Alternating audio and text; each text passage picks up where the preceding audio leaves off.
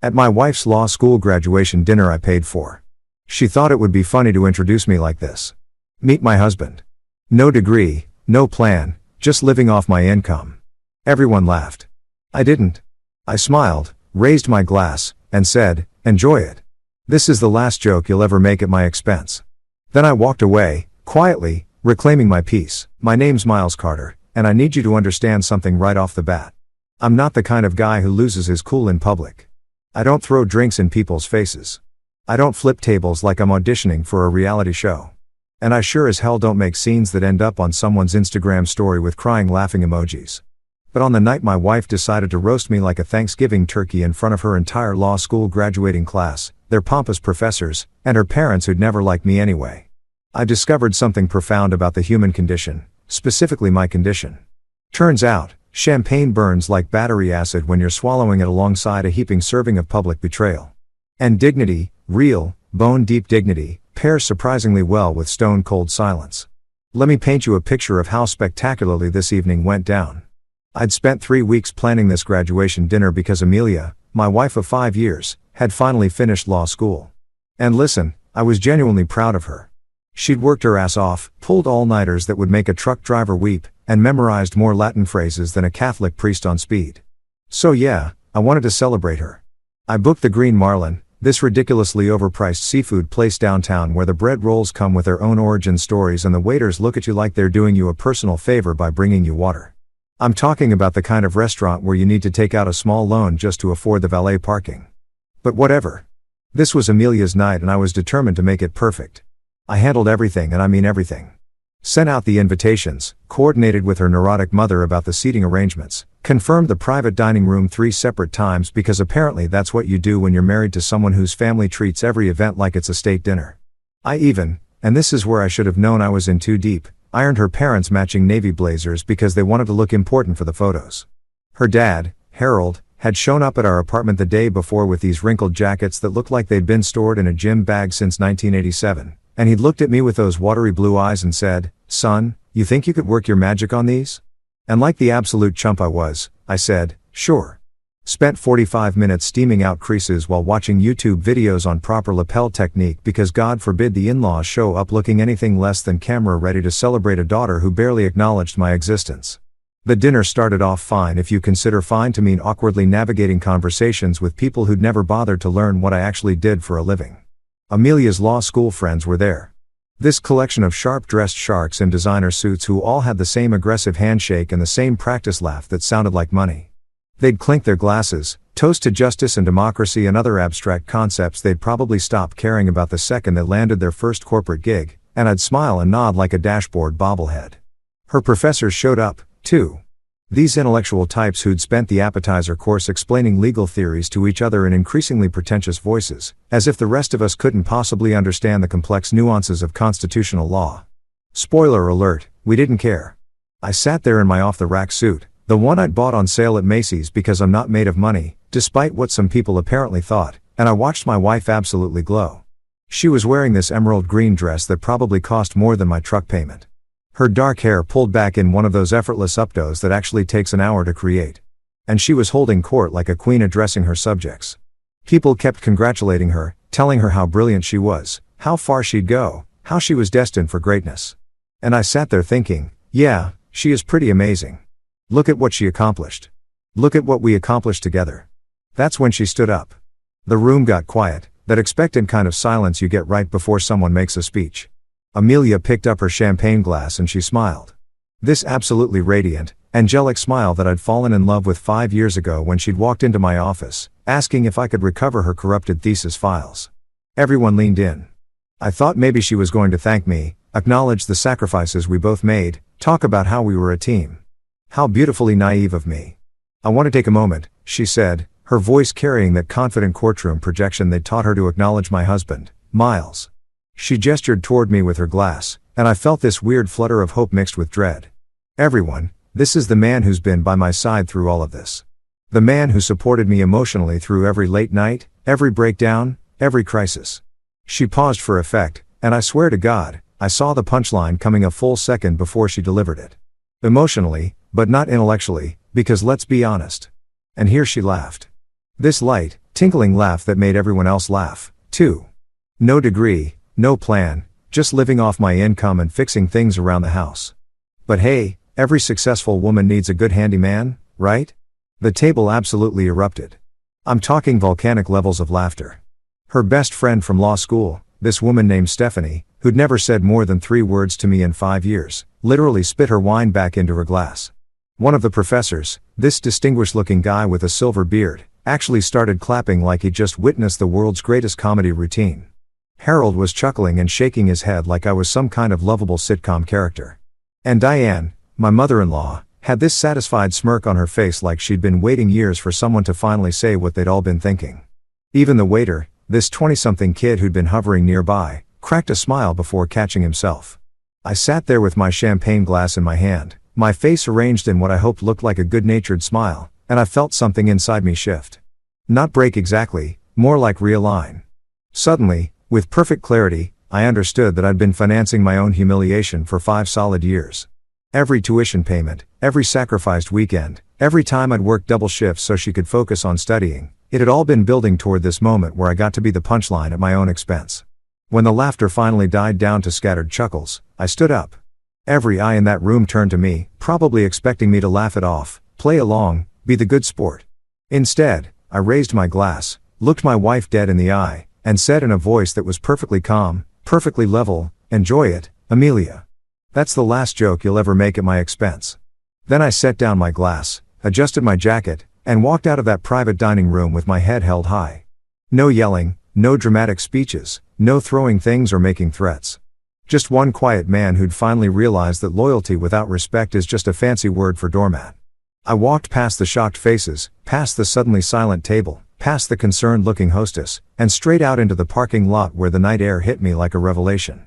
I stood there next to my truck, pulled out my phone, and typed 4 rules into my notes app. My fingers shaking slightly from adrenaline or rage. Or maybe just the pure relief of finally standing up for myself. Don't text her back. Document everything. Protect my peace and my paycheck. Never again confuse loyalty with stupidity. I read them over twice, committed them to memory, and felt the night breeze on my face. It smelled like freedom mixed with fury. Like possibilities and endings all rolled into one. And for the first time in 5 years, I felt like the protagonist of my own damn story. Let me take you back to the beginning because every disaster movie needs an origin story. And mine starts in the least romantic place imaginable, the campus IT help desk where I was moonlighting to pick up extra cash. It was a Tuesday afternoon in September, one of those early fall days where the air conditioning is fighting a losing battle against the lingering summer heat.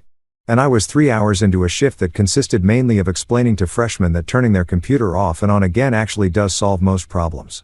That's when Amelia Richardson walked into my life carrying a laptop that was apparently holding her entire academic future hostage. She burst through the door like a tornado in designer jeans. Her dark hair falling out of a messy bun. Mascara slightly smudged under her eyes in that way that suggested she'd either been crying or rubbing her face in frustration for the past hour. Probably both. "Please tell me you can help me," she said. And I swear to God, it wasn't her looks that got me, though. Yeah, she was gorgeous in that effortless way some women just are. It was the genuine panic in her voice. "My thesis file corrupted and I have a presentation in 3 hours, and if I don't recover this document, I'm going to have a complete mental breakdown right here in your office and probably get expelled for disturbing the peace." I should mention that I wasn't even supposed to be working it.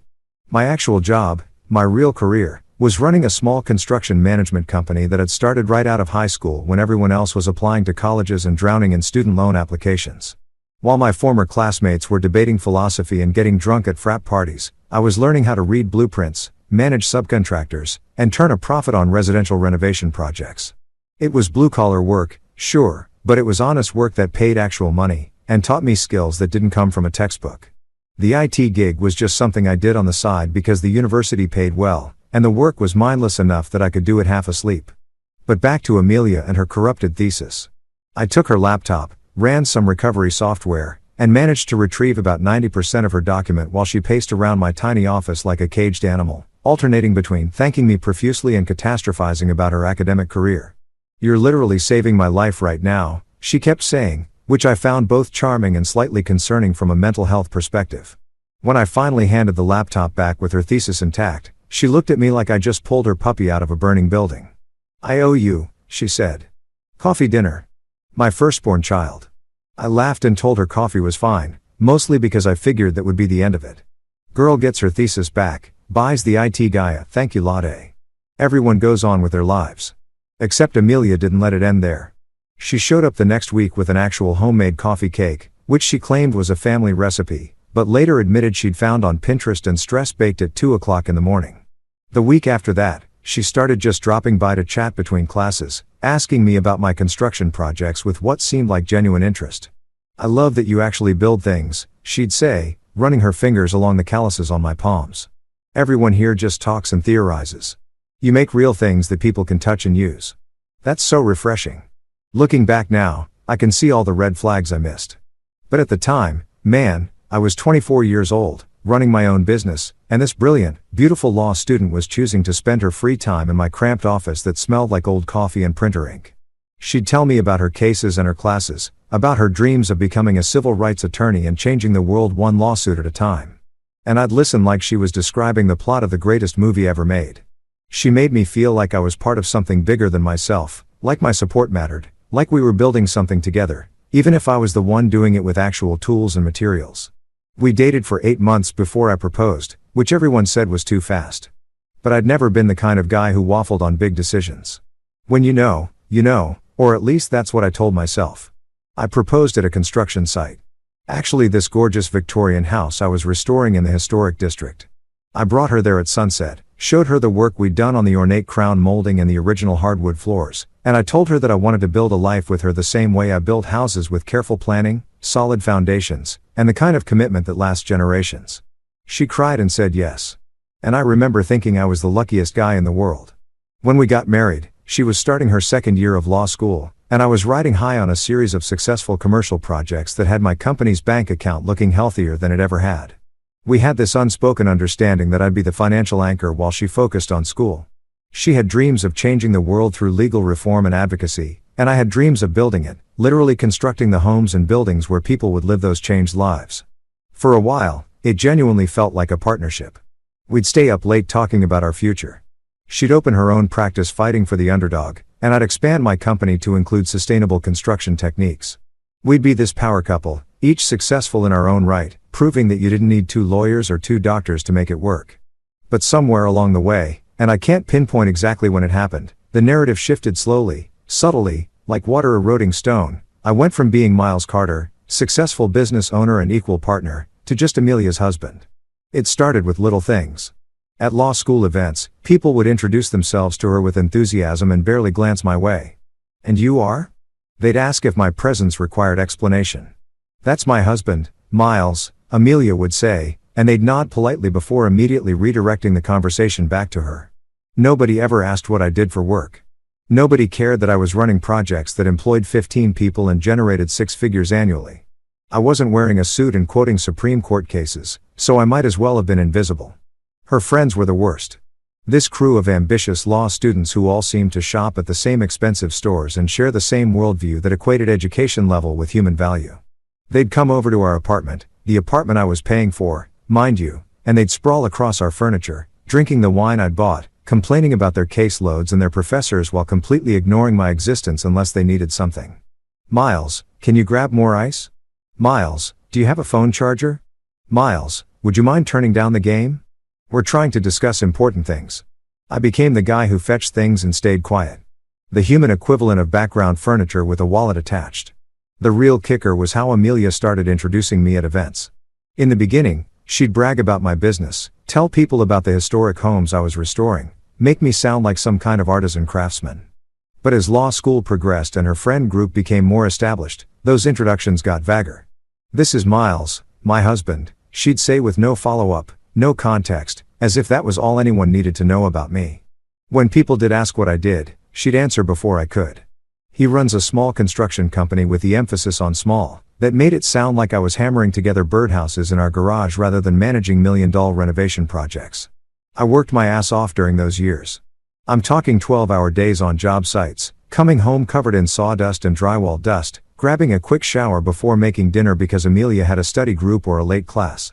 I paid her tuition bills without complaint, watched our joint savings account drain to cover her books and bar exam prep courses, survived on gas station coffee and vending machine snacks because I was too busy to eat proper meals. Meanwhile, she collected degrees and accolades and applause. She made law review. She won a mock trial competition. She got an internship at a prestigious firm that paid basically nothing but looked great on a resume. And every achievement was celebrated by everyone, her parents, her friends, her professors. While my contributions went unmentioned and unnoticed, her mother Diane made it especially clear what she thought of our arrangement. She'd visit our apartment, scan the space with those judgmental eyes, and make little comments. "Still doing the construction thing, Miles?" She'd ask like it was a hobby I'd eventually grow out of. "I'm sure once Amelia is established in her career, you'll have more opportunities to explore other options." Translation: once my daughter doesn't need your money anymore, maybe you can go back to school and become someone worth acknowledging at dinner parties. Harold, her dad, wasn't much better. He'd clap me on the shoulder and call me son in this patronizing way that made it clear he saw me as a temporary fixture in his daughter's life, a supporting character who'd be written out eventually. But through it all, I genuinely believed we were partners. I thought I was investing in our future, building something solid that would pay off when things got easier. I told myself that relationships require sacrifice, that marriages mean supporting each other's dreams even when it's hard, that love isn't always equal in every moment, but balances out over time. I convinced myself that Amelia appreciated what I was doing, that she saw my value even if nobody else did, that eventually the world would recognize that partnership comes in different forms and that blue-collar success is still success. What I didn't realize, what I was too stubborn or too loyal or too damn stupid to see, was that the world had already convinced her otherwise. Somewhere between her first semester and her graduation, between the praise from professors and the validation from her peers, Amelia had started believing that love with a degree outranks love without one. That intellect measured by diplomas matters more than dedication measured by actions. That supporting her emotionally was nice, but not supporting her intellectually made me fundamentally less than. And by the time I figured it out, I'd already spent 5 years playing a supporting role in my own life, funding a show where I wasn't even credited in the program. The Green Marlin was the kind of restaurant where you could practically hear your bank account sobbing the moment you walked through the door. I'm talking marble floors so polished you could see your soul reflecting back at you. Chandeliers that probably cost more than my truck, and wait staff who moved with the kind of silent efficiency that made you feel like you were dining in a 5-star hotel rather than a seafood joint that happened to serve oysters at $20 a pop. The hostess who greeted me when I arrived to check on the private dining room looked like she'd stepped out of a fashion magazine. All sleek black dress and perfectly contoured cheekbones, and she smiled at me with the kind of professional warmth that didn't quite reach her eyes. "Mr. Carter, your party room is ready. We've arranged everything exactly as you specified." I'd spent $2,000 on this dinner. $2,000 that could have gone toward new equipment for my crew or a weekend getaway or literally anything other than feeding a room full of people who were about to watch my wife publicly eviscerate me. But hindsight's 20/20, and past Miles was still operating under the delusion that grand romantic gestures mattered in a marriage where only one person was keeping score. I'd ordered the premium package, the Filt Minen and lobster tail combo, the fancy wine pairings that came with descriptions longer than most people's wedding vows, and a chocolate lava cake dessert that the menu promised would transport your palate to culinary heaven. The private room itself was gorgeous. All dark wood paneling and soft lighting with floor-to-ceiling windows overlooking the harbor where sailboats bobbed like fancy toys for rich people. Amelia's parents arrived first, naturally, because Diane Richardson treated punctuality like it was a competitive sport. She was determined to win. They swept into the restaurant 15 minutes early. Harold in his freshly ironed navy blazer looking like a retired yacht club commodore, and Diane dripping in pearls that could have funded a small nation's GDP. Miles' Diane air kissed near my cheeks without actually making contact because God forbid she smudged her lipstick. What a lovely venue, though I must say we were surprised you didn't choose the harbor view. That's where we celebrated Harold's retirement, and the service was absolutely impeccable. Translation: this place is nice, but we know somewhere better, and we're going to make sure you know that we know. Harold shook my hand with the grip of a man who'd spent his career in corporate law crushing smaller fish. And he surveyed the room with the critical eye of someone mentally calculating whether I'd spent enough money to properly honor his daughter's achievement. "Good job with the setup, son," he said, which was probably the closest thing to a compliment I'd ever gotten from him. "Amelia is going to be thrilled. She deserves a night like this after all her hard work." Notice how there was no mention of my hard work or the fact that I'd been the one bankrolling her education while she chased her dreams. But whatever, I was used to being the invisible ATM in the corner of the room. The law school crowd started trickling in around 6:30. And let me tell you, Watching them arrive was like witnessing a parade of people who'd all received the same memo about how to dress like you're about to foreclose on someone's house. The men wore suits that probably cost more than my monthly mortgage. And the women had this uniform look of expensive haircuts, statement jewelry, and heels that could double as murder weapons. They greeted each other with enthusiastic hugs and inside jokes about professors and cases, forming these little clusters of conversation that might as well have had no blue-collar workers allowed signs hanging over them. There was Stephanie Chun, Amelia's best friend and study partner who'd never liked me from day one. She was this razor-sharp woman from New York who talked fast, thought faster, and had opinions about everything from international trade law to the proper way to fold a napkin. She breezed past me with a tight smile and a "Hey Miles" before immediately finding Amelia and launching into some animated story that had them both laughing. Then came Marcus Webb. This guy who'd competed with Amelia for top grades their entire first year before they'd apparently called a truce and become friends. He was tall, black, impeccably dressed, and had the kind of confident handshake that made you feel like you were being evaluated and found wanting all in the span of 2 seconds. "You must be proud, man," he said to me. And I nodded because what else was I supposed to say? That I was proud but also exhausted and starting to resent being treated like the help at my own wife's celebration. The professors showed up fashionably late as professors do, floating in with that particular brand of academic arrogance that comes from spending decades telling 20-year-olds that they're brilliant. There was Professor Whitmore, this distinguished-looking guy with a silver beard who taught constitutional law and apparently thought he was the second coming of Hood Marshall based on how everyone fawned over him. He held court near the bar, already 3 drinks deep and pontificating about some recent Supreme Court decision to a circle of admirers who hung on his every word. And Professor Chun, no relation to Stephanie, this tiny woman with steel gray hair who taught contracts and had a reputation for being tougher than a $2 steak. She scared the hell out of most students. But Amelia had somehow won her over. And now she was standing near the windows, wine glass in hand, nodding approvingly at the venue like I'd passed some kind of test I didn't know I was taking. I floated through the cocktail hour making small talk and playing the gracious host, refilling drinks, and making sure everyone knew where the bathrooms were. Basically acting like a really well-dressed butler at an event I was paying for. Nobody asked me about my work. Nobody inquired about my life. A few people mentioned that the venue was nice and one guy, I think his name was Josh or Jake or something equally forgettable, actually said, "Must be nice having a wife who's going to be making bank soon, huh?" And he winked like we were sharing some kind of bro moment about gold digging. Except the joke was on him because I was the one who'd been funding this entire operation from day one.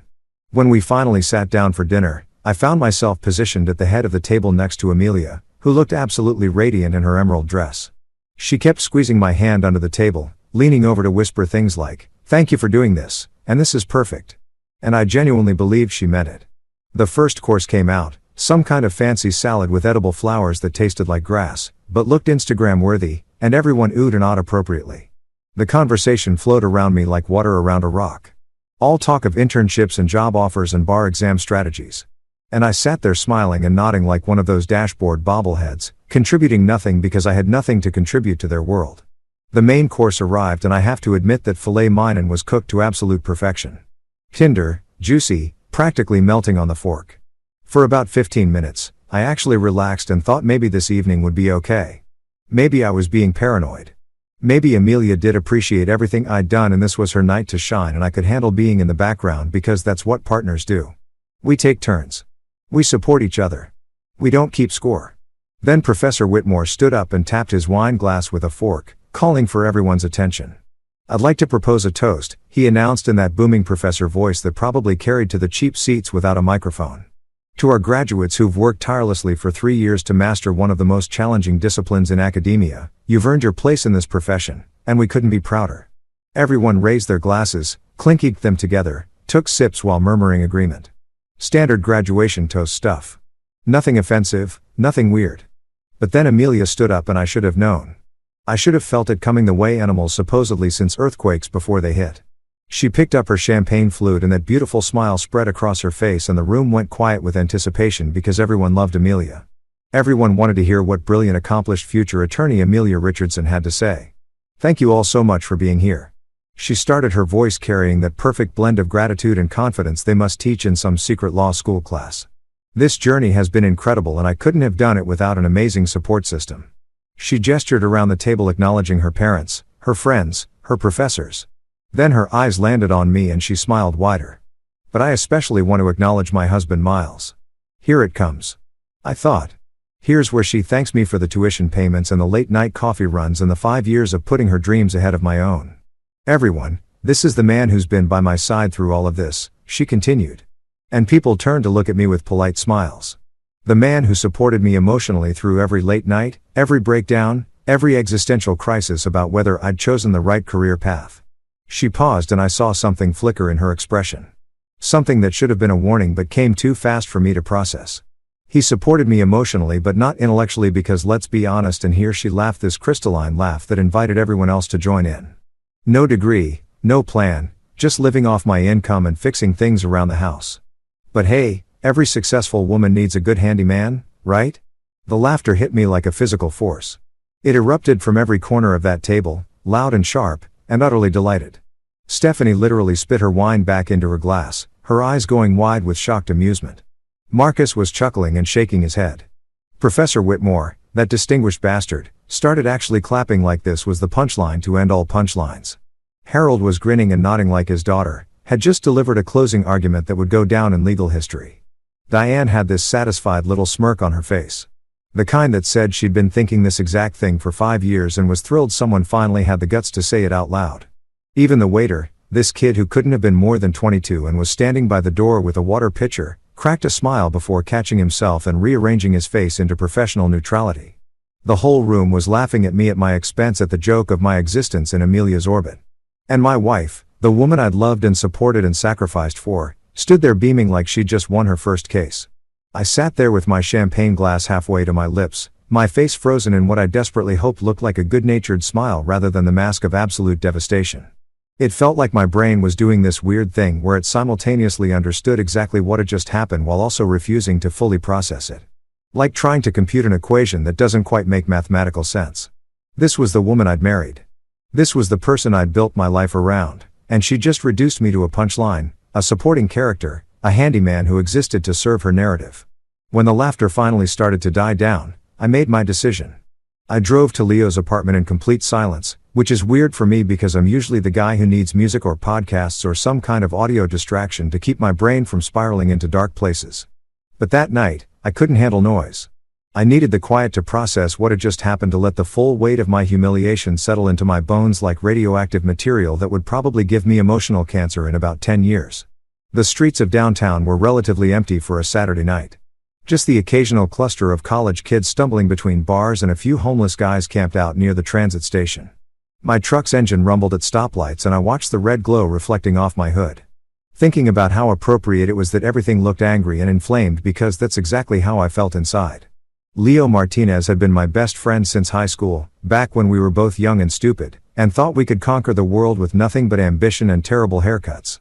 While I'd gone into construction, Leo had followed his passion for cooking and now ran a food truck called Taco Fury that served Korean-Mexican fusion and had a cult following among the downtown lunch crowd. He was the kind of guy who thought emotional support meant ordering extra food and not asking too many questions, which honestly made him the perfect person to crash with when your life was imploding.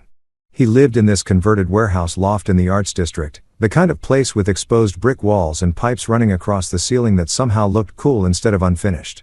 His rent was probably highway robbery, but the space had character and a full kitchen, which for Leo was all that mattered. I texted him from the parking lot. "You home? Need a place to crash?" Long story. 3 dots appeared immediately. Then doors open. "I've got beer and leftover bulgogi. Come on up." This is why Leo was my best friend. No dramatic questions, no demand for immediate explanations, just an open door and the promise of food. I grabbed my phone and wallet from the truck. I'd left everything else at the apartment I shared with Amelia because I'd stormed out like a man on a mission rather than someone planning an extended stay, and headed up the industrial metal stairs that led to his second-floor loft. Leo opened the door before I could knock, took one look at my face and said, "Oh, this is bad, isn't it?" He was wearing his standard off-duty uniform of cargo shorts and a faded band t-shirt from some concert we'd gone to in 2019. His dark hair sticking up in about 7 different directions because he'd probably been napping on the couch. Leo was short, stocky, and had the kind of permanent 5:00 shadow that made him look vaguely threatening until he smiled and you realized he was basically a human teddy bear who happened to be really good with a knife. "It's so bad," I said, walking past him into the loft. "Like epically bad. Titanic hitting the iceberg levels of bad." I collapsed onto his beat-up leather couch that he'd found at a estate sale and claimed had character, which was code for multiple mystery stains and a weird smell. Honestly, after the pristine elegance of the Green Marlin, that ratty couch felt like coming home. Leo disappeared into his kitchen and returned approximately 90 seconds later with 2 beers and a pizza box that he dropped on the coffee table with the reverence of a man presenting a sacred offering. "Talk," he commanded, settling into his armchair and propping his feet up on a milk crate he used as an ottoman. "What happened? Did someone die? Did your truck finally give up the ghost? Did Amelia actually turn out to be a Russian spy like I always suspected?" I laughed despite everything, popped open the beer, and took a long pull before diving into the whole sordid story. I told him about planning the dinner, about ironing her parents' matching blazers like some kind of domestic servant, about the fancy restaurant and the expensive wine, and how I'd thought I was doing something nice for my wife. Then I got to the toast and I watched Leo's expression shift from curious to shocked to absolutely furious in the span of about 30 seconds. She said, "What?" Leo interrupted when I got to the punchline. "No degree, no plan, living off her income." "Dude, you've been paying her tuition for 5 years. You've been keeping her afloat this whole time, living off her income. She doesn't even have an income yet. She's been living off your income." "I know," I said. And hearing someone else articulate what I'd been thinking made it feel more real, more valid, like I wasn't just being oversensitive or misunderstanding the situation. And everyone laughed, man. Her parents, her friends, her professors, they all thought it was hilarious. Like I was the court jester whose entire purpose was to be the butt of the joke. Leo opened the pizza box, pepperoni and jalapeno, my favorite, and shoved a slice at me with the kind of aggressive care that said he was too angry to express actual sympathy. "Damn," he said, shaking his head slowly. "You married a TED Talk in heels." That made me laugh for real. The first genuine laugh I'd had since walking out of that restaurant. A TED Talk in heels. Oh my God, that's exactly what she is. Today I'm going to talk about how I'm amazing and everyone who isn't me is basically decorative furniture. And she probably has a PowerPoint, Leo added, warming to the theme with graphs showing her superiority and pie charts breaking down why her husband is basically a glorified appliance. He took a massive bite of pizza, chewed thoughtfully, then pointed the crust at me. "So, what did you say? Please tell me you said something. Please tell me you didn't just sit there and take it." I told her to enjoy it because that was the last joke she'd ever make at my expense. I said, and even now, hours later, I felt a surge of satisfaction remembering the look on her face. Then I walked out, just stood up, adjusted my jacket, and left. Didn't yell, didn't make a scene, just left. Leo whistled low and long, stone cold. "I'm proud of you, man. Most guys would have either exploded or just sat there and taken it. You did the dignified middle finger. That's impressive." He grabbed another slice of pizza and settled back in his chair. "So, what now? You going back tonight? Tomorrow? Are we in divorce territory or just really bad fight territory?" "I don't know yet," I admitted, pulling out my phone. "But I'm going to do what I should have done a long time ago. I'm going to document everything." I opened a new note and started typing while Leo watched with interest. Every tuition payment, every loan I co-signed, every time I worked double shifts so she could study, every dinner I cooked, every errand I ran, every sacrifice I made that she apparently thinks counts for nothing. The list started coming together quickly, probably because I'd been mentally keeping track of it for years without realizing it. Fall 2020, $8,500 for first semester tuition. Spring 2021, $8,500 for second semester, plus $2,200 for books and course materials. Summer 2021 covered all living expenses, $13 for $100 in rent, utilities, groceries, while she did an unpaid internship. The numbers kept adding up. A running tab of financial sacrifice that I'd never expected to collect on, but that suddenly felt really important to acknowledge existed. "Holy shit," Leo said, leaning forward to look at my screen. That's a lot of money, dude. Like, new truck money, down payment on a house money, early retirement money." He grabbed his own phone and started tapping. "Okay, I'm not just going to sit here and let you spiral. I'm ordering more food because this situation requires carbs. What do you want from Chang? And don't say nothing because I will literally fight you." "Crab rangoon," I said absently, still typing.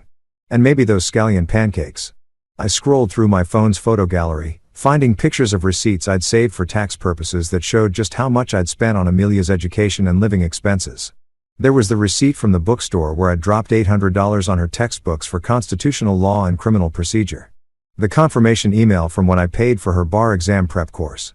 $3,200 that I'd put on a credit card and spent 6 months paying off the deposit slip showing I'd co-signed her student loan for $25,000 because her parents refused to help and she couldn't qualify on her own.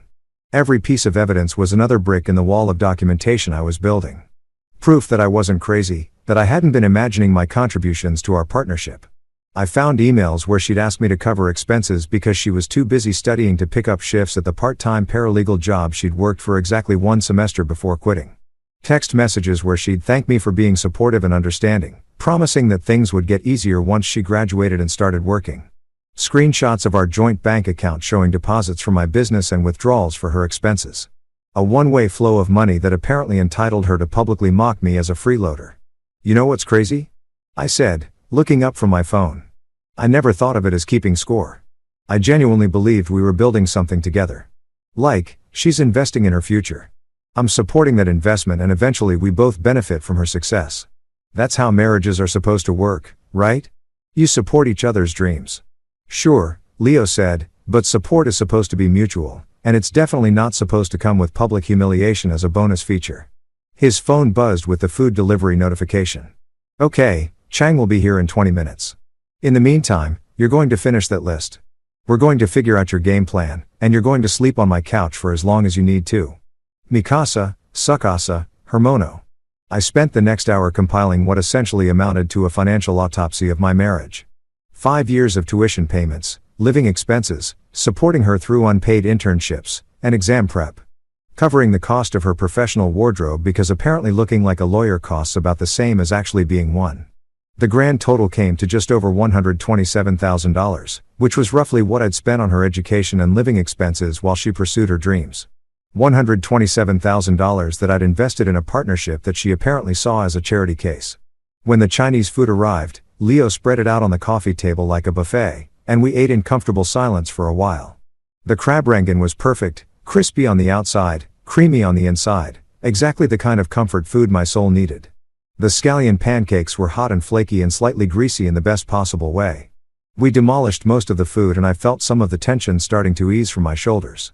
So, here's what I'm thinking, Leo said, wiping his hands on a napkin.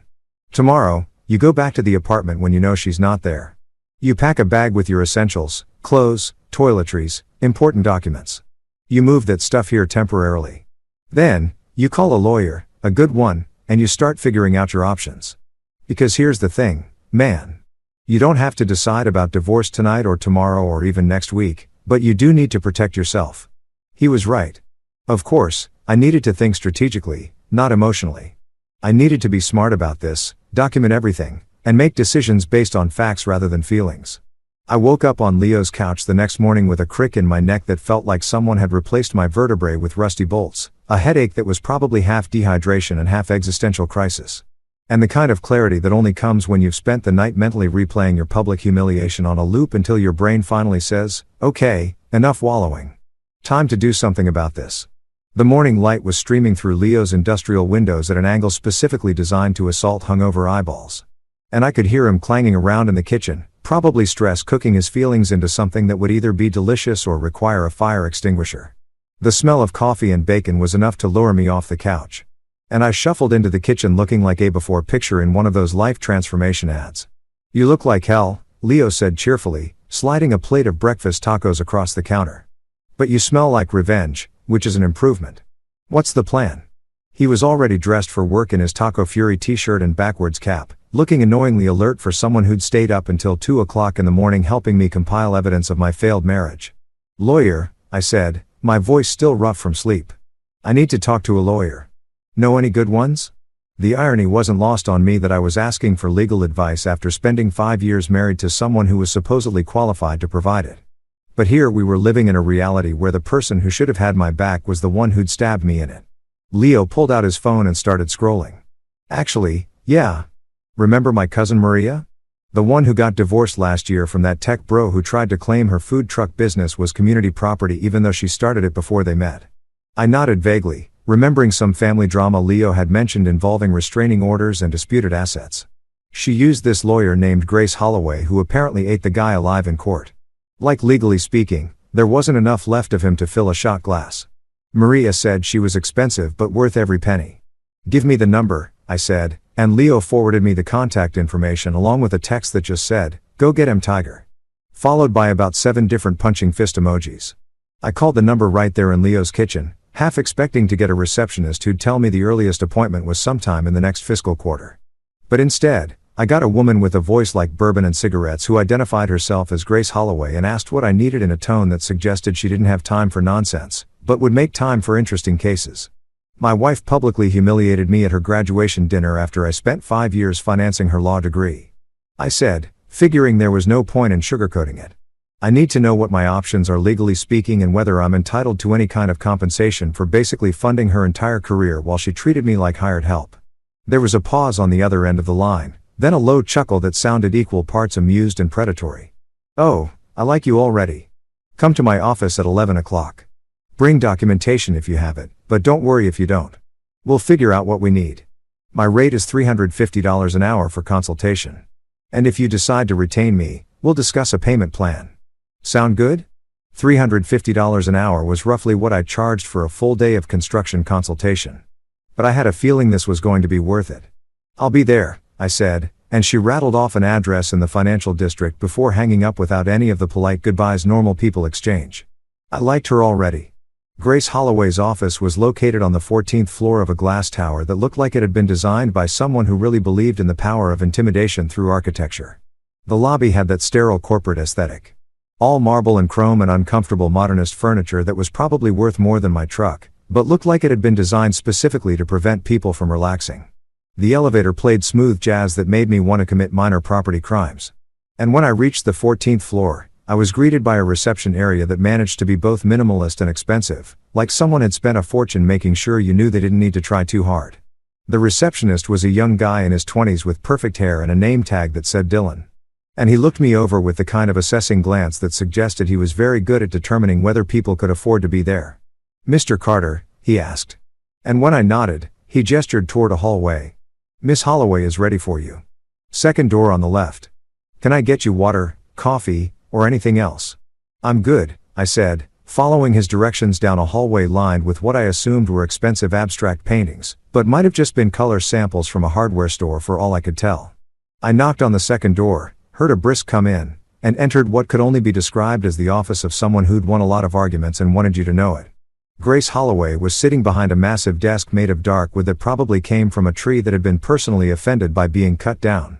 And she stood when I entered with the kind of fluid movement that suggested she spent her free time doing something athletic and possibly violent. She was maybe 40 with dark haircut and a sharp bob, wearing a charcoal suit that probably cost more than my monthly mortgage. And she had the kind of direct eye contact that made you feel like she could see through your skull and read your thoughts like a boring book she'd already read twice before. She was beautiful in that intimidating way that made you understand why ancient civilizations worshipped warrior goddesses. "Miles Carter," she said, extending a hand with a grip that could have crushed walnuts. "Grace Holloway, have a seat and tell me everything starting from the beginning and don't leave out any details, no matter how embarrassing or stupid you think they make you look. I've heard worse, I promise." I sat in the leather chair across from her desk and launched into the whole sordid tale.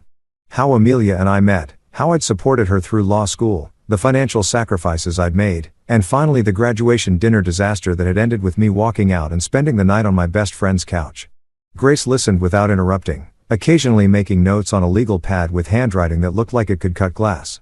And her expression remained professionally neutral until I got to the part about Amelia's toast. "Wait," she said, holding up one perfectly manicured hand. "Let me make sure I'm understanding this correctly. You financed her entire legal education to the tune of how much did you say?" I told her the number I'd calculated the night before, and her eyebrows went up slightly. "You financed her legal education to the tune of $127,000. Supported her through 3 years of school and various unpaid internships, and then she publicly rebranded you as her charity case in front of her colleagues, professors and family. That's about the size of it," I said. And even saying it out loud to a stranger made me feel that mixture of rage and humiliation all over again. And everyone laughed like it was the funniest thing they'd ever heard. This idea that I was some kind of kept man living off her income when she literally didn't have an income and had been living off mine for 5 years. Grace leaned back in her chair and a slow smile spread across her face that would have made a shark nervous. "Congratulations, Mr. Carter," she said, and there was genuine amusement in her voice. "You've just graduated from Naive Husband University with honors. Welcome to the real world where love doesn't conquer all and sometimes the person you marry turns out to be a narcissistic with a law degree. The good news is you're done with the education phase. Now let's get you your refund. I couldn't help but laugh at that because the absurdity of the situation was starting to hit me. I'd spent 5 years supporting someone who'd apparently seen me as nothing more than a convenient ATM with emotional support features. And now I was sitting in a lawyer's office trying to figure out how to extract myself from the wreckage. So what do we do? I asked. What are my options here? Grace pulled out a fresh legal pad and started writing. First, we document everything. Every tuition payment, every rent check, every grocery bill you paid while she was too busy studying to contribute financially. Bank statements, receipts, emails, text messages, anything that shows the financial imbalance in your relationship. Then we look at your assets, figure out what's joint and what's separate, and determine whether we're looking at a divorce with potential reimbursement claims or just a really expensive life lesson. She looked up from her notes and fixed me with that penetrating stare. I'm going to call this a strategic unmerger because that sounds better than extracting yourself from a parasitic relationship where you played the role of human credit card. We're going to approach this methodically, professionally, and with the kind of documentation that would make an IRS auditor weep with joy. And by the time we're done, your wife is going to understand that publicly humiliating the person who bankrolled your success is the kind of strategic error they should probably teach about in law school. We spent the next hour going through everything I brought. Bank statements, receipts, the list I compiled on my phone the night before.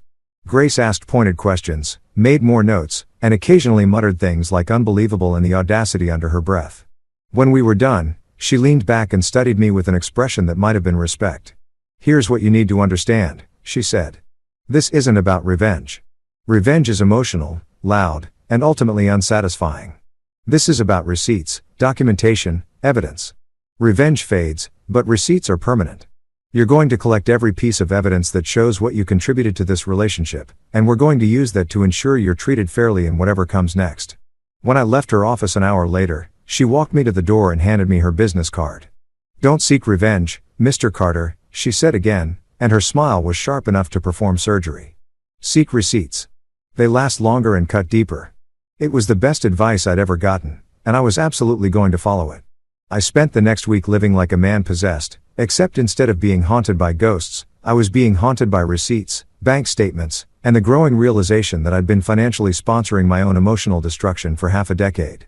Leo's couch had become my temporary base of operations, and I'd transformed his coffee table into what looked like the world's most depressing scrapbooking project. Stacks of documents, highlighted printouts, sticky notes with increasingly sarcastic commentary, and enough empty coffee cups to suggest I'd developed a serious caffeine dependency.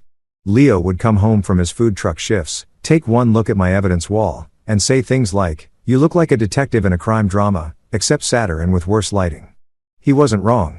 I started with the bank statements, printing out 5 years' worth of transactions from our joint account and my business account, watching the pattern emerge like one of those Magic Eye posters where suddenly you see the sailboat and realize you've been staring at garbage this whole time. Every month, like clockwork, there were deposits from Carter Construction Management, my hard-earned money from job sites and client projects, followed immediately by withdrawals for Amelia's tuition, her books, her rent, her everything. It was like watching a financial vampire drain my accounts in real time. Except vampires are at least honest about what they are. There were months where I deposited $6,000 and within 2 weeks the account was back down to triple digits because law school apparently required textbooks made of gold leaf and tears. The tuition payments were the most painful to catalog, probably because they represented the biggest chunk of money and the most obvious contribution to her success. Fall 2020, $8,500 to State University School of Law, paid via check from Miles Carter. Spring 2021, another $8,500. Same source, same chump. Summer session for $1,200 for some accelerated course on constitutional law that she'd insisted was essential for her career trajectory. Every semester, every payment, all in my name or from my accounts. With Amelia's contribution hovering somewhere between zero and "I'll pay you back when I'm making lawyer money, babe." Spoiler alert, that promise aged like milk in the summer sun. Then there were the apartment leases, and holy hell, those were a trip down memory lane I didn't particularly want to take. We'd moved 3 times during her law school years. First because the original place was too small and didn't have good natural light for studying. Then because the second place was too far from campus, and finally to the luxury apartment downtown because by 3rd year she needed to project success to potential employers. Every single lease had my name on it as the primary tenant. My income listed as the qualifying factor. My signature on the dotted line accepting financial responsibility. Amelia's name was there too. Sure, but only as a co-tenant, and her listed income was always either student or that part-time paralegal gig she'd worked for exactly 4 months before deciding it was interfering with her studies. I found receipts for everything, and I mean everything, because apparently past Miles had been meticulous about keeping records for tax purposes without realizing he was actually building a legal case against his own marriage. There was the receipt from the law school bookstore where I dropped $847 on textbooks for her second-year courses, criminal procedure, evidence, and something called tours that sounded like a dessert, but was apparently about lawsuits. The receipt from the professional clothing store where I bought her 3 suits and 4 blouses because she needed appropriate attire for mock trial competitions. $1,200 that I'd mentally categorized as an investment in our future, but now recognized as me funding her costume for the play where I was the comic relief. And then, oh man, then I found the graduation ring receipt, her class ring, the one she'd shown off at that disastrous dinner, the one with the law school crest, and her graduation year engraved in fancy script. Purchased on my credit card for $650. The receipt even had a little notes section where the jeweler had written, "Congratulations on your achievement," which felt like a cosmic joke because the achievement in question had been funded entirely by the guy she just publicly roasted like a Thanksgiving turkey. I held that receipt in my hand and actually laughed out loud, a slightly unhinged sound that made Leo poke his head out of his bedroom to make sure I wasn't having a breakdown. "You good, man?" he asked. "Yeah," I said, still laughing. Just found the receipt for my wife's graduation ring that I apparently bought her as a congratulations for completing a degree I paid for. It's fine. Everything's fine. This is totally normal. Every discovery came with its own special flavor of sarcasm. Like my brain had decided that if I was going to catalog my humiliation, I might as well provide commentary. Finding the receipt for her bar exam prep course, $13,200 charged to my credit card, I wrote a sticky note that said, "Oh, look. I also funded her license to practice law. How generous of me." The lease for the luxury apartment with its $2,400 monthly rent had a note reading, apparently projecting success costs exactly 1 martyr per month. The receipts for all those study dinner takeout orders from expensive restaurants got labeled feeding the future attorney who will eventually suggest I have no plan. $4,200 worth of irony. But the real kicker, the discovery that made me actually stop and stare at my laptop screen like it had personally betrayed me, came on day 5 of my archaeological dig through our financial history. I was reviewing transfers from our joint account, tracking where money went after I deposited it, when I noticed a pattern of regular transfers to an account number I didn't recognize. Not huge amounts, usually $200 or $300 at a time, but consistent monthly going back almost 2 years. I cross-referenced the account number with our banking records and found exactly nothing because this wasn't a joint account or anything I had access to. This was something else entirely. I called the bank, spent 20 minutes on hold listening to elevator music that made me want to commit white-collar crime, and finally got a human who confirmed that yes, there were regular transfers from our joint account to an external savings account. And no, they couldn't give me details about the recipient account without proper authorization, but they could confirm the transfers had been initiated by Amelia Richardson using her online banking credentials. An independent fund, probably. Translation: escape plan savings. Money she'd been siphoning off from our joint account. Money that I deposited into a secret stash that I wasn't supposed to know about. I calculated the total of those transfers and came up with roughly $6,800 over the course of 2 years. Not a fortune, but enough to cover first and last month's rent on a new apartment or a good lawyer for a divorce or whatever escape plan she'd been quietly assembling while I was out working double shifts to support her dreams. The audacity of it was actually kind of impressive in a sociopathic way. She'd been preparing her exit while still accepting my financial support, building her lifeboat out of materials I'd paid for, all while maintaining the facade of a loving marriage. I made copies of everything, organized it into neat folders with labels that would make a librarian weep with joy, and scheduled a follow-up meeting with Grace. When I showed up at her office with 3 bankers' boxes full of documentation, her assistant, Dylan, actually looked impressed. "Ms. Holloway is going to love this," he said, helping me carry the boxes into her office. "She appreciates clients who come prepared." Grace took one look at my evidence collection and actually laughed. This delighted sound that suggested she was already mentally spending the billable hours. "This is more organized than half my law firm's cases," she said, pulling out folders and flipping through receipts with the enthusiasm of a kid on Christmas morning.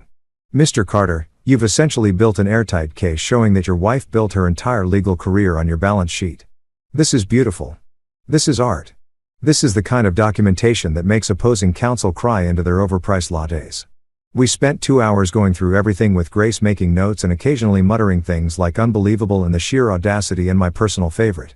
She's either incredibly stupid or incredibly arrogant to leave this kind of paper trail.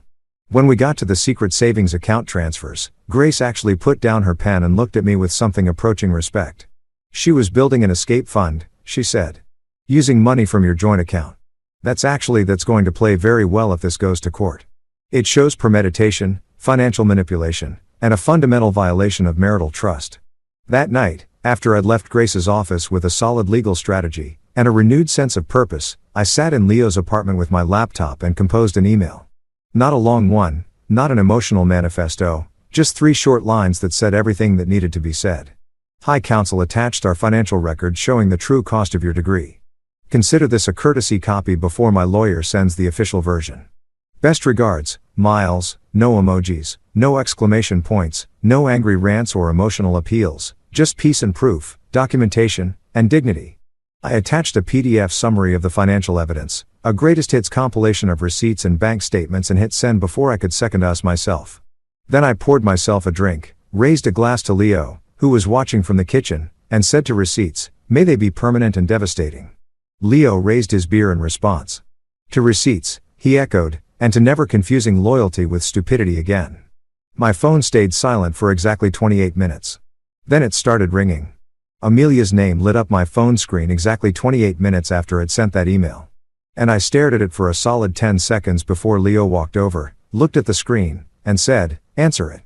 Put it on speaker. I want to hear this. So I did. Because misery loves company. And Leo had earned front row seats to this particular circus after letting me crash on his couch and feeding me for a week straight. I hit the green button and immediately regretted every life choice that had led me to this moment. Miles, her voice came through the speaker like a tornado made of panic and indignation, trembling with that particular frequency that suggested she was either about to cry or about to throw something expensive. You can't be serious. You're overreacting. That email, what the hell are you thinking sending me something like that with attachments? Do you have any idea how unprofessional this is? I let the silence stretch for a beat, watching Leo's eyes go wide with anticipation before responding in the calmest voice I could muster. Overreacting, Amelia, you publicly turned me into a punchline with appetizers.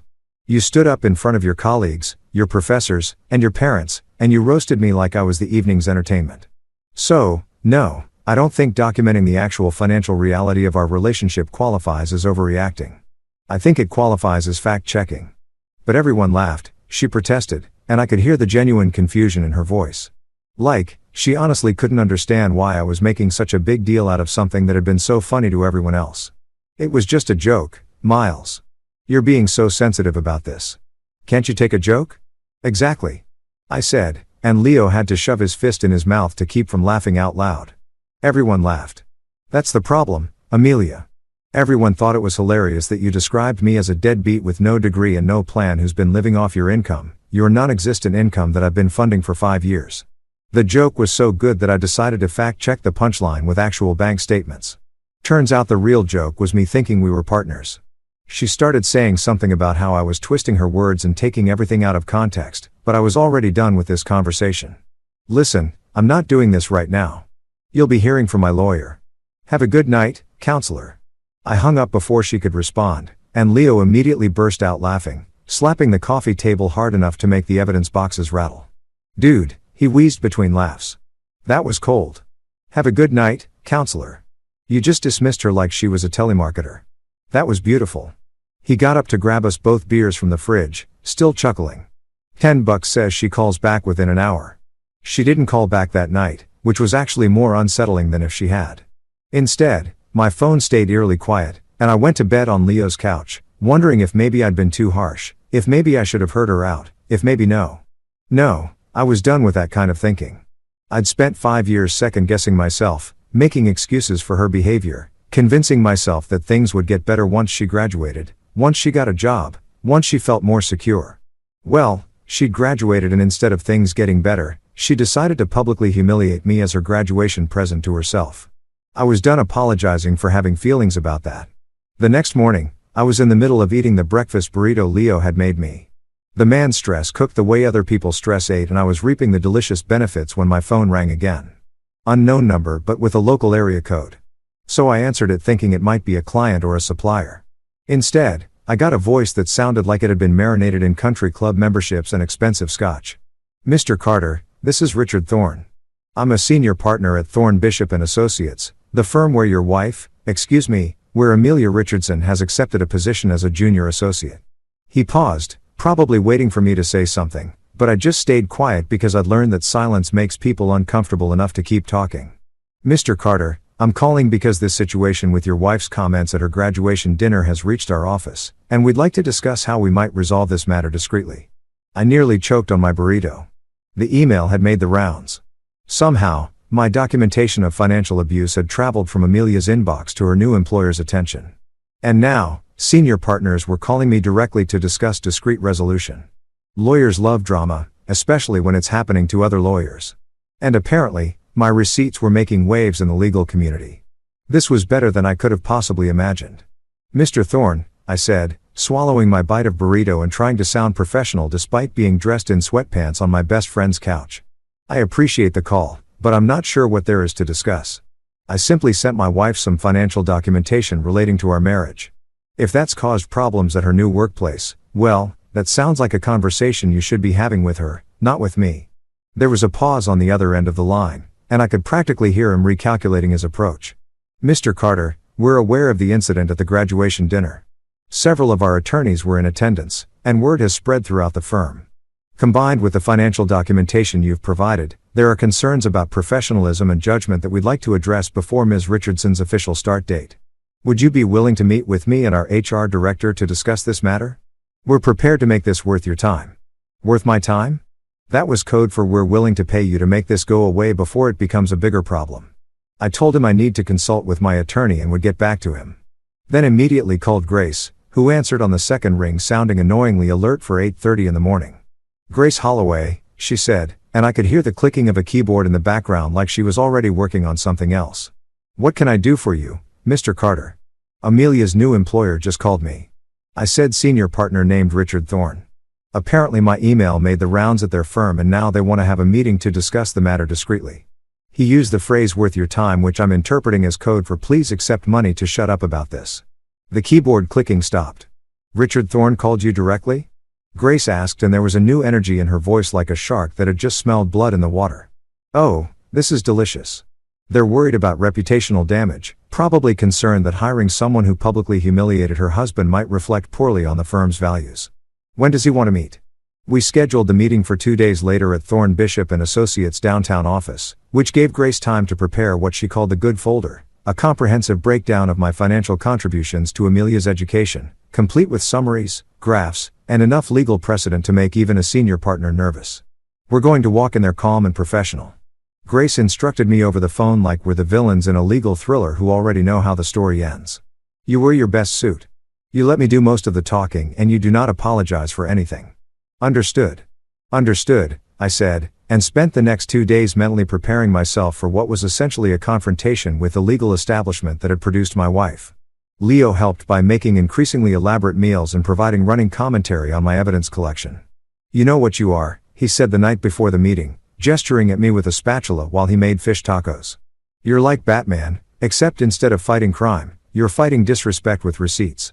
You're the receipt crusader, the documentation, Dark Knight.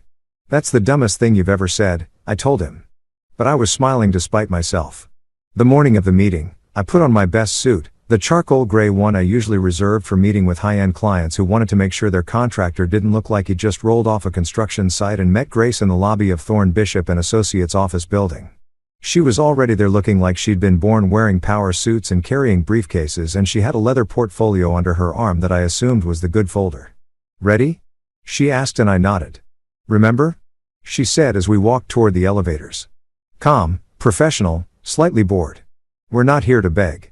We're here to negotiate from a position of strength. The firm's office was everything you'd expect from a prestigious law firm. Expensive furniture, intimidating art, and enough mahogany to have personally offended an entire forest. Richard Thorne met us in a conference room that had windows overlooking the entire city. Like we were literally above everyone else in both geography and social standing. He was exactly what I'd pictured. Mid-60s silver hair, expensive suit, and the kind of handshake that suggested he'd spent his career crushing opposing counsel between his perfectly manicured fingers. "Mr. Carter, Miss Holloway, thank you for coming," he said, gesturing to chairs around a conference table that probably cost more than my truck. "Can we offer you coffee, water, anything else?"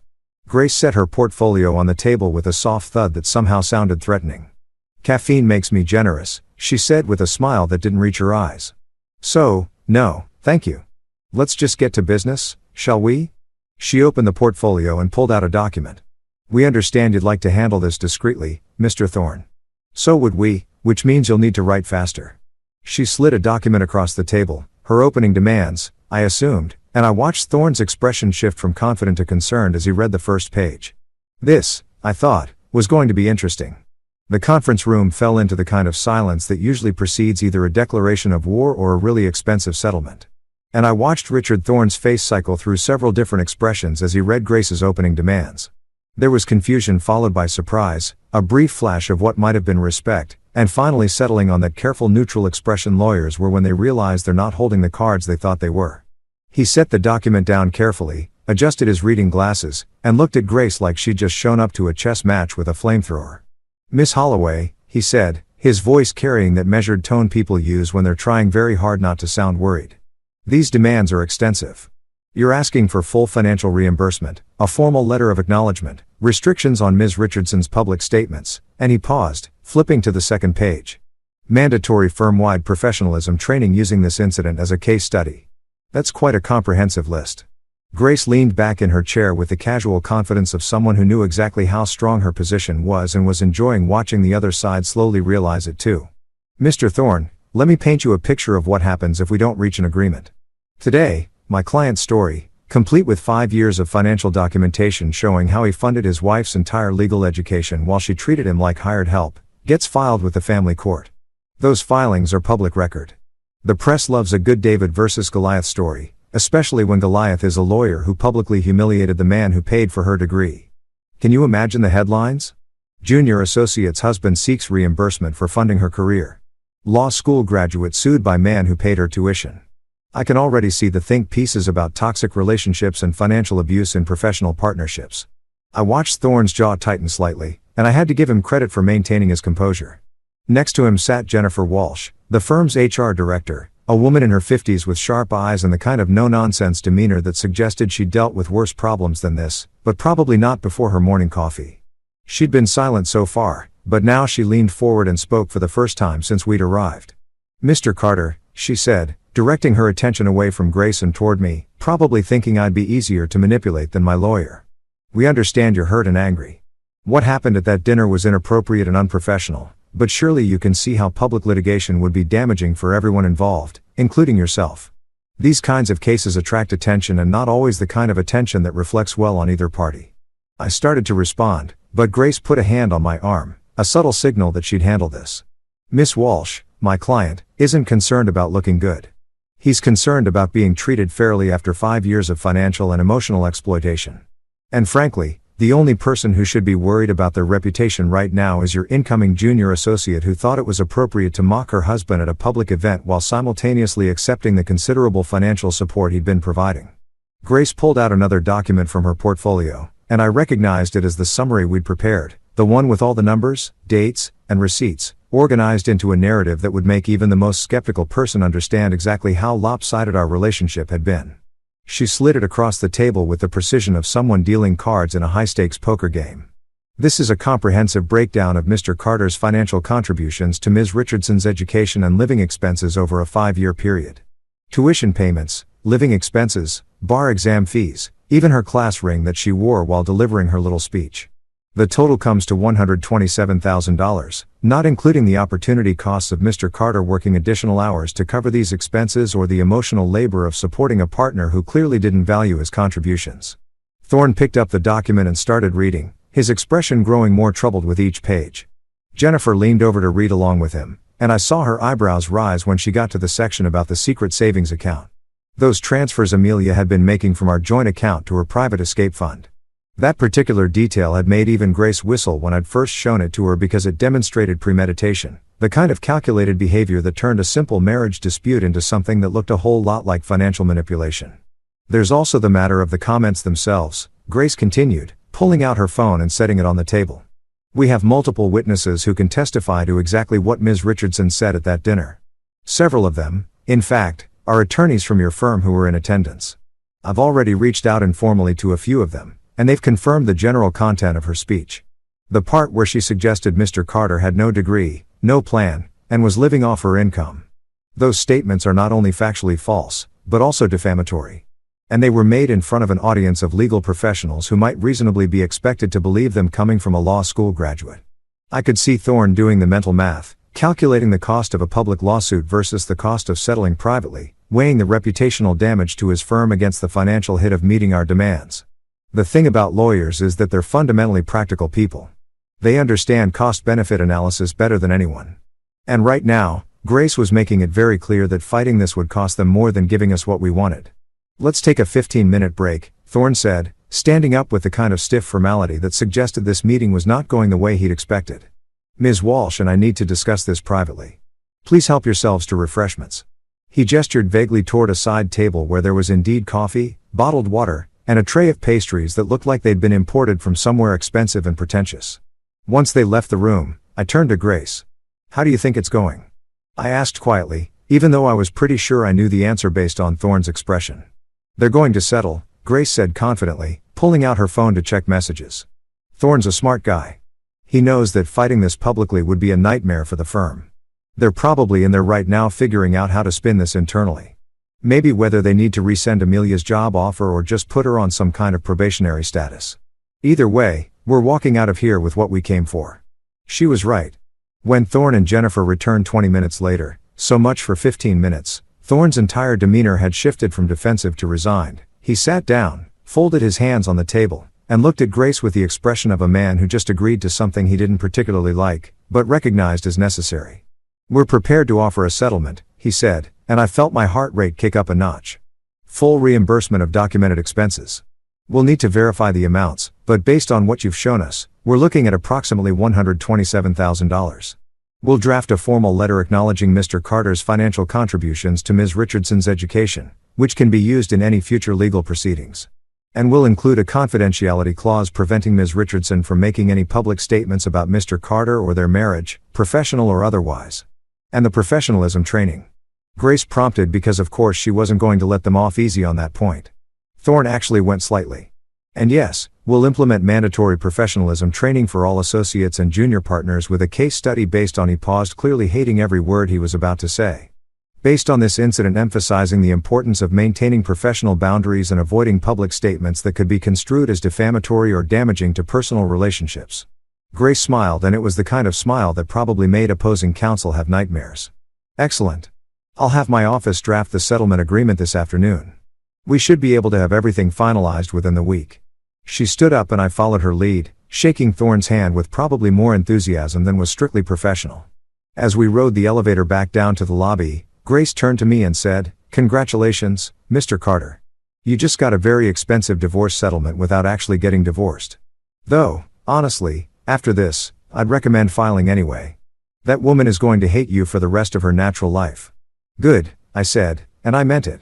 Let her hate me from a distance with a legally binding agreement preventing her from talking about me. We stepped out into the sunshine and I felt lighter than I had in weeks. "Thank you, Grace. Seriously, I don't think I could have done this without you." "You're welcome," she said, extending her hand for a professional handshake. "And for what it's worth, you're going to be fine. Better than fine. You're going to build a life that doesn't require anyone's permission or approval. And it's going to be spectacular. Now go celebrate with your friend who makes tacos, and I'll call you when the paperwork is ready." I did exactly that. I went back to Leo's apartment, told him everything, and we ordered enough food to feed a small army. And for the first time in what felt like forever, I felt like maybe, just maybe, everything was going to work out after all. 6 months later, I turned pain into profit with Carter Renovations and Consulting, a business that was half construction management and half life coaching for people who'd forgotten how to build anything worth keeping, including their self-respect.